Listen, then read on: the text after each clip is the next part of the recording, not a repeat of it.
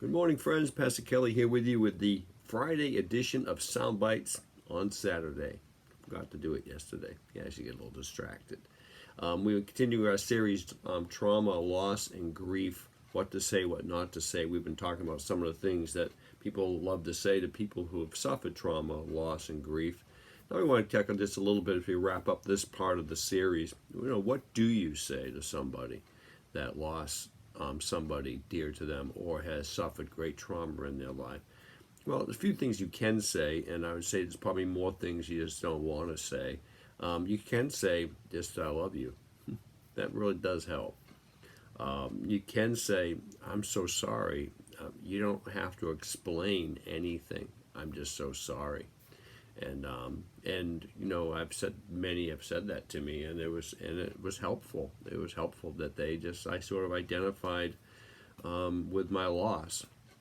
Somebody said to me, I thought this was pretty cool. They said, I have a PhD in silence. I thought that was good because they had nothing to say, and they knew they had nothing to say, and I knew they had nothing to say, but they were there. They were a present body that was available to me to just be raw with and to be myself with and not have a guard up.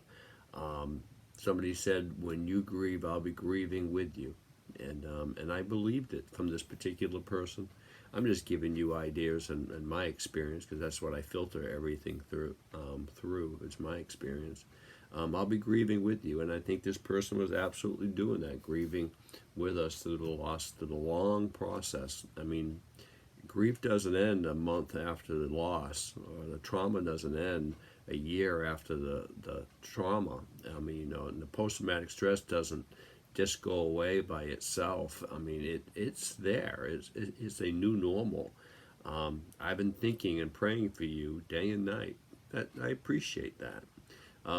When you confront somebody confront's a bad word, but when you talk to somebody that has just gone through tremendous events in their life, like a loss of a loved one, like a loss of a spouse, and caring for a parent, till they finally pass away, sometimes for years, you're the caregiver, just let them talk. That's what I found particularly helpful for me. I had a dear pastor friend of mine here in St. Petersburg, and I was on my sabbatical. I wasn't preaching Sunday morning, and he took a Sunday morning off out of his pulpit, and we had breakfast together on a Sunday morning when normally we'd both be preaching. And I just remembered I just did all the talking. I just talked, and he was very helpful. He just listened and smiled and prayed. We prayed together, and I'm just so appreciative of his friendship and so appreciative of his sensitivity to the moment that we're in at that point. He didn't try to fix me. He didn't try to slap a bumper sticker on me. He just was very warm, very real, very understanding, and knew I needed a friend. And my particular case, being in ministry, is hard to sometimes be vulnerable, and he allowed me to be vulnerable.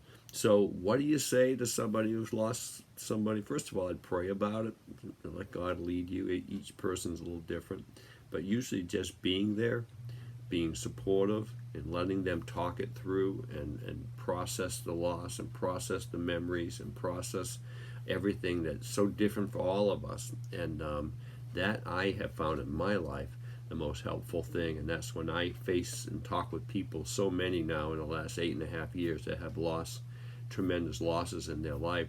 I just do most of the listening and not a whole bunch of talking. Bless you all. I hope you have a great rest of your weekend. Bless you. Bye-bye.